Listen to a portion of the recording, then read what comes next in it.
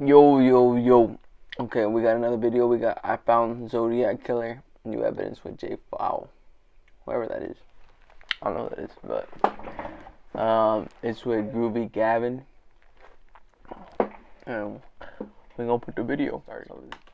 You were 100% sure that Richard Hoffman, your grandpa, was the Zodiac Killer. I'm not 99.9 no more, I'm 100%. Zodiac, a symbol that now stands for terror. One of America's most notorious serial killers. The Zodiac Killer. Zodiac Killer. Leaving clues, sending letters directly to the police and news stations. And for nearly 50 years, no one has come close to figuring out who the Zodiac Killer was. Every few years, some new evidence or suspects would appear, but there was never enough evidence to prove it. But this time, seems different. A man named Jay Foy posted a series of TikToks. My grandpa is the mother Zodiac Killer. It looks exactly like my grandpa. Grandpa was a Vallejo police officer. That was the word until wrong. So I'm gonna meet up with him to see how much evidence he has on his grandfather and to see if after 56 years, we might finally have the identity of the Zodiac Killer.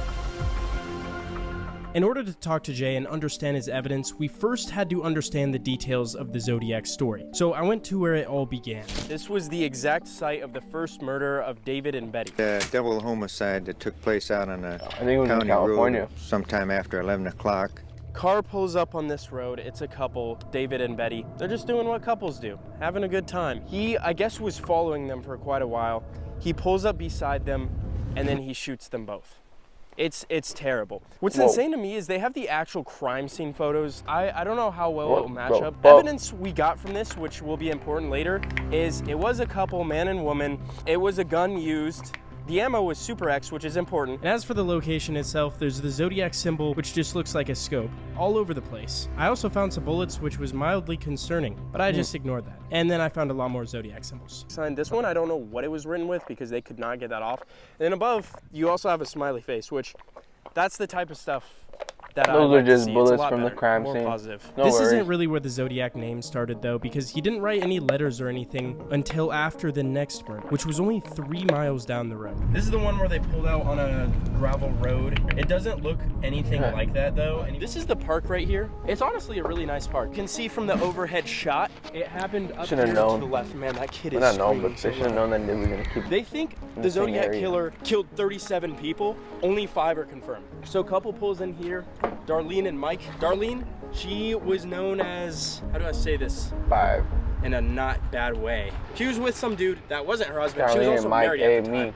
Car comes around. He parks Not like me, the though. police. It seems like it's officer. He comes around with a light.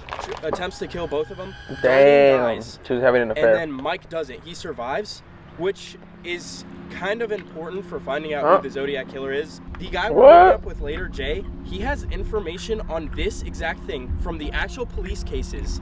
He's also talked to Mike, the guy that survived, and it's mind-blowing stuff. So this all happened on July 4th, which is also something to take note of. Apparently on this one, he literally straight up called the police and admitted to this one. So around a month later, the Zodiac basically was born, because this was the first letters he sent, and ciphers.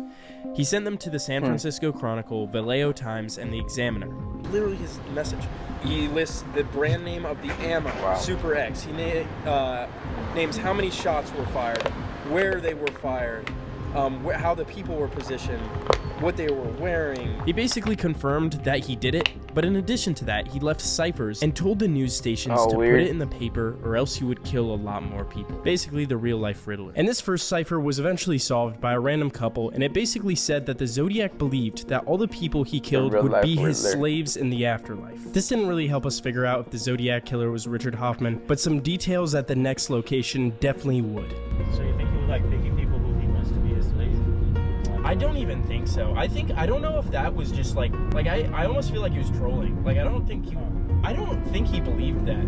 Yeah, you think if that's like your whole philosophy behind killing people. Well, one, you wouldn't even really be telling people, would you? We have arrived, kind of. It's a little down. Crazy that somebody figured that out. A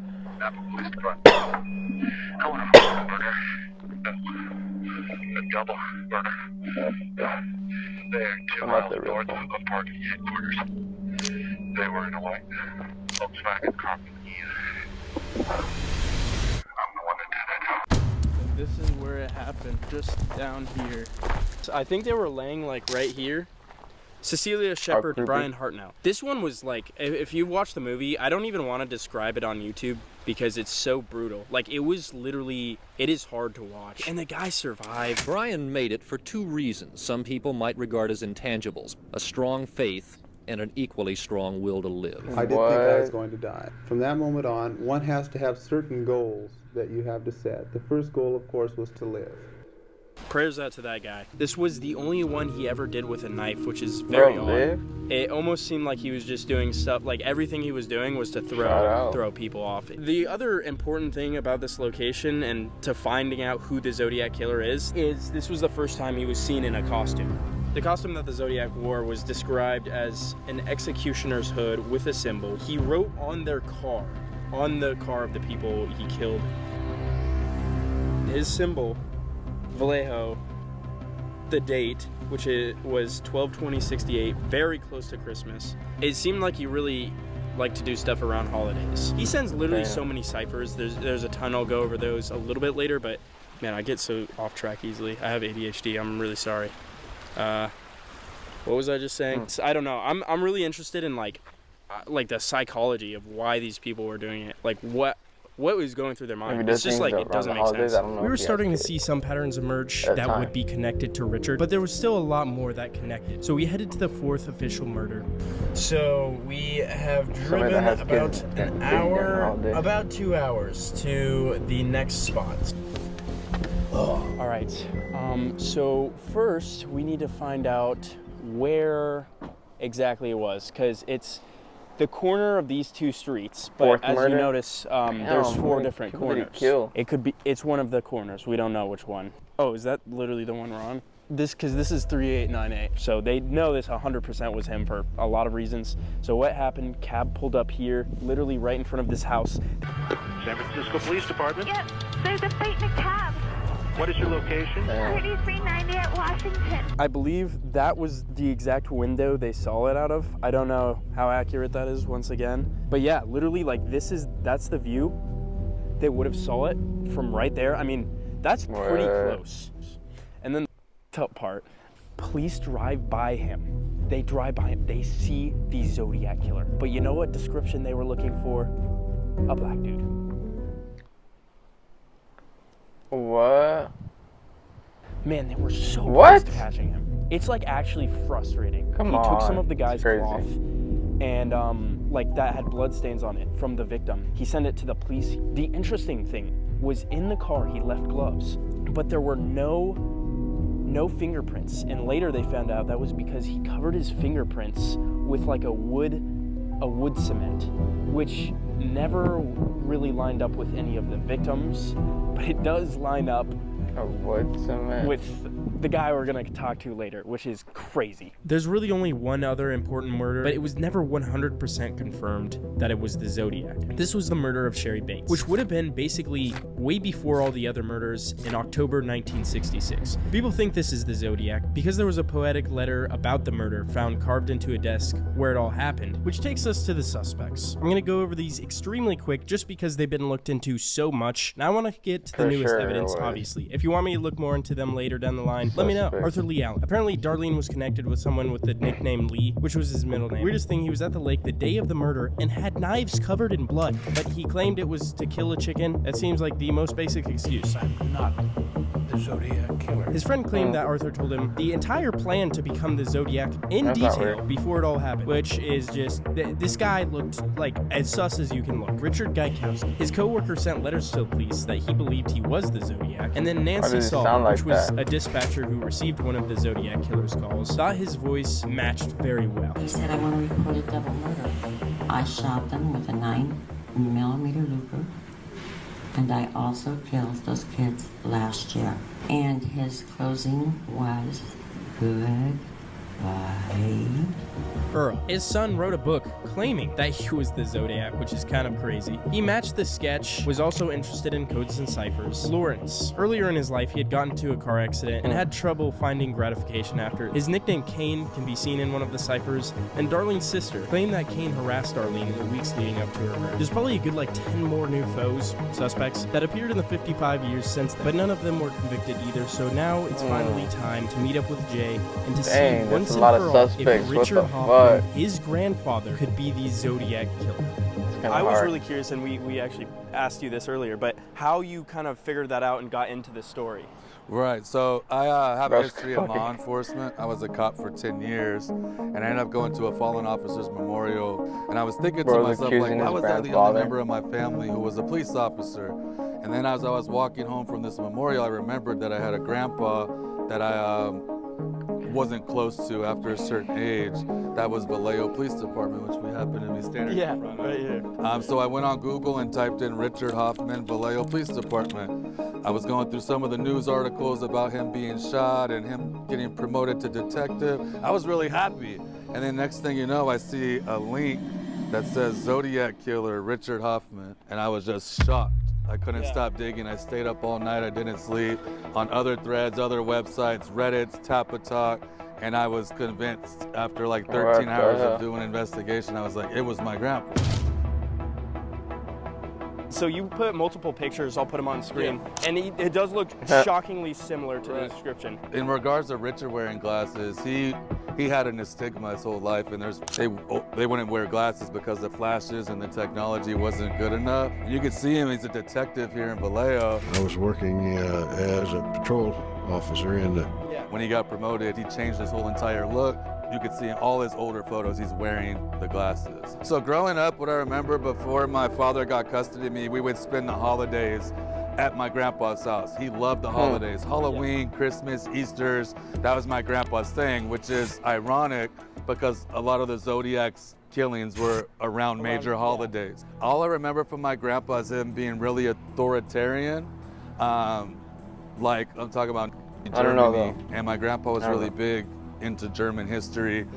He didn't respect women. He called my grandma girl instead of hey babe, hey wife. Any women in our family he referred to as that girl. Always felt superior to women. Things didn't go his way, getting loud, slamming cabinets. I know there was a lot with handwriting, with the way he spelt things, with that stuff. So could you go over that a little bit? Then I noticed a lot of the words that the Zodiac was misspelling were the same things my grandpa was misspelling in his actual police reports that are on record. Like leaving the E on words like casings instead of dropping the E. And you said they a double L. And the double L, so they had the same linguistic errors. Very poetic, like my grandpa's police reports weren't just like police reports, it sounded like a poem, and it's in the same tone that the Zodiac would write his letters. He was really bad at spelling and hated crossword puzzles, so he found a knack for math. Like he loved solving math problems and equations, and that's why he became a woodworker. He has a lot of numbers, and you could correlate that to the ciphers that the Zodiac was doing because he was so bad at spelling, he used a different way to speak to us. And I originally thought these ciphers were more like puzzles, but they were straight up just really complicated math equations, as you can see right here. And then also we talked about this earlier, talking about the woodwork and how they couldn't find his fingerprints because he covered it with a cement. Yeah, like a wood cement or a wood adhesive, which is really rare. And my grandpa was a woodworker. Yeah, so someone who's usually handling those type of supplies and substances, they know in their head, and if you're a cop, you know that fingerprints are a big part of a crime scene. Can you imagine a serial killer writing the reports for these murders? He was actually on set of the 2007 film The Zodiac as a law enforcement consultant pulling up. He was the one saying, no, this is where they were parked. So he was still hiding in plain sight, in control, narcissistic, egotistic. What? My grandpa was in the Navy, stationed in Nebraska, which where my mother was born. The base he was closed at the time closed down. And then he got stationed here. Sherry Bates was also from Nebraska. Her brother and dad were in the Navy. She ended up dead a month after my grandpa moved back here. At the crime scene of Sherry Bates, they found a Navy-style, military-style footprint. And then under the desk in the library where she died, they found a poem That's exactly like the Zodiac's writings moving forward in the future, and it was initialed RH, which is Richard Hoffman. Then we got to the most compelling evidence. And the way he like pulled up behind him, you guys watched the movie. Yeah. Well, he didn't even like right behind him. It was like the same way a cop car would park. They split the car for lighting so they could get a visual representation of everyone in the car. 11:50-ish is when Mike says they pulled up here, which is crazy because this is my grandpa's patrol area, and he was on the radio 5 minutes before the murders happened, and he drove through here and said there was no cars. Yeah, I remember and Mike was like, we were there at 11:50. Yes, we were already there. Why would he hide that? To his account, he refers to Mike and said, Michael was originally in the back of the car, but when I pulled up, he was outside the car. So my question is, he's speaking as if he was there prior to him being there as in a cop like position. How did he know that he was in the back of the car that moved, unless he was the shooter? So he came back around after he killed them. So did Mike how did that go? No, so Mike didn't recognize the shooter when the shooting was happening because the light blinded them. 3-4 minutes later, Richard pulls up in his unmarked police vehicle in plain clothes, which is another reason that he probably was doing it that night, because he was on like plain clothes duty. He didn't render aid, he didn't call an ambulance, he pulled out a piece of chalk to outline Mike's body. Richard admitted to moving the body. He admitted to not doing CPR, moving Mike's body. He admitting to going through Mike's wallet. My grandpa's DNA is all over the scene. So no longer are we saying, oh, that's the Zodiac's DNA. We're saying, oh, that's the cop that arrived first. Of course his DNA is there. He pushed officers off the scene that arrived with him and said, no, I got it. And what right line is there a possible double murder where you're sending away your backup? Yeah. Hey, I got this, guys. Go ahead and look for the car while he's changing the scene up. But they almost end the movie making it seem like it was Alan. And the way they tied that together is Alan's middle name was L-E-I-G-H, Lee. So there was a guy who showed up to her house that she just moved into to go help her paint. And her sister said there was a guy there that wasn't invited who was known by law enforcement, and everyone referred to him as Lee. So that's where they got the Arthur tie-in. But I'm like, Richard's middle name was Lee as well. Wow. Yeah, and a lot of it had to do that scene with Darlene and Mike and her painting party. Her circle of friends were into drugs, like psychedelics. And why would Richard claim being at that painting party if there's like a bunch of drugs there? No cop, even Buzz, his partner, no cop is gonna claim being at a drug party, right? Be like, so they all try to distance themselves, and they all had their little secrets on the inside, and that's why everyone was hush-hush about it. And I think the craziest thing, because we talked before, the craziest thing you mentioned was, Darlene had mentioned that it was Richard. Right. That's all she said about it. There's no way. She does. She never mentioned his name, but she said something about Richard. His name was Richard. I kept her name Richard. And I think that was his name. She referred to him as Richard, the Zodiac killer, the guy. I also looked back a while and found this video of Darlene's sister interviewing Mike. What the fuck? A grieving young woman confronts the one man who may know the okay, identity never mind. of Hold her on. sister's killer. I'd like to talk to you. You know, Mike, there was a man that Darlene was very afraid of. And I believe you know who he is. Do you? Yeah, I know a lot of that stuff so long ago. I don't remember a lot of those names. It took me all this time to find you. And I want you to help me. I know you can. You can't tell me you can't. You can't tell me you can't, Mike. I know you know who did it. I know you do. But Majol was not helpful. Retired Vallejo detective Ed Rust worked the case and is convinced that Majol knew more. I don't think he's telling the truth. I think, and I always have thought that's crazy. Something what the that he's holding back. That's real. Whether it's from a more, bigger degree of his involvement in whatever happened, or just plain pure fear.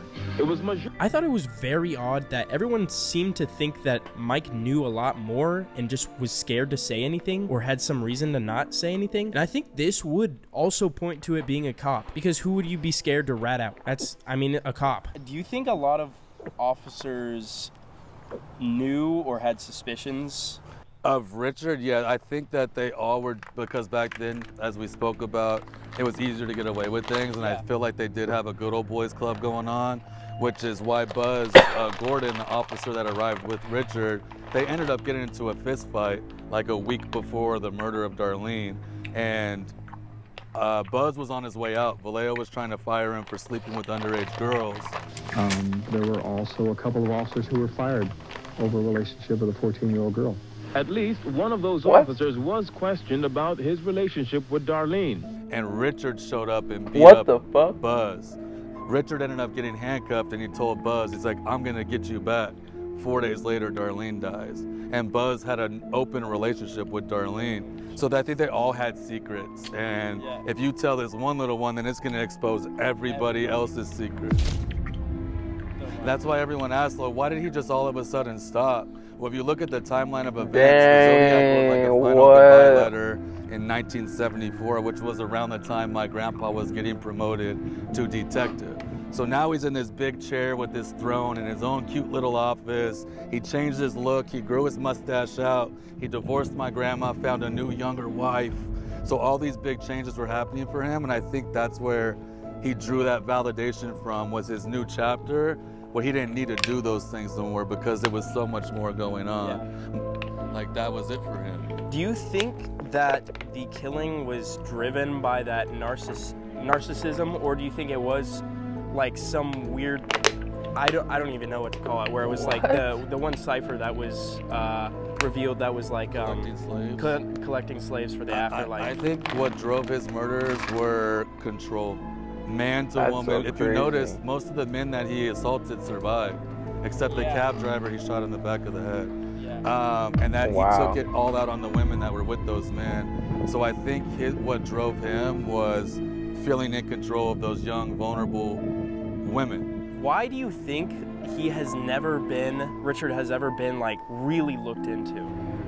I think a lot of people dismiss it because the timeline that he created was skewed. They said he was at the hospital and announced Darlene's death at 12:40. And I think that instantly says there's no way he could have made the phone call from the payphone across from Vallejo Police Department when the phone call came in. There's two, but I think they're forgetting that Richard made that timeline. Richard wrote that report.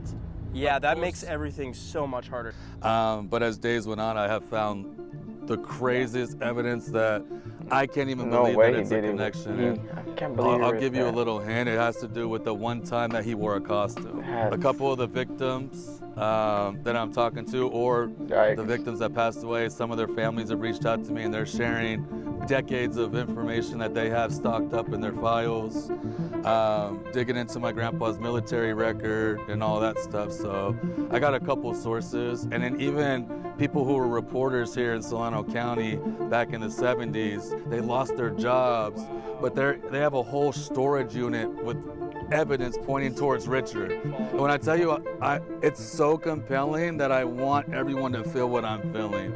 Like, without a shadow of a doubt, there's no ifs, ands, or buts. It was Richard Hoffman. And I know that. With everything that I already gathered and the dots I've already connected, I'm not 99.9 no more, I'm 100%. Wow. Yeah, we're gonna solve it. Oh, yeah. This is gonna be solved. And how many people are left without closure that have been looking for it for years?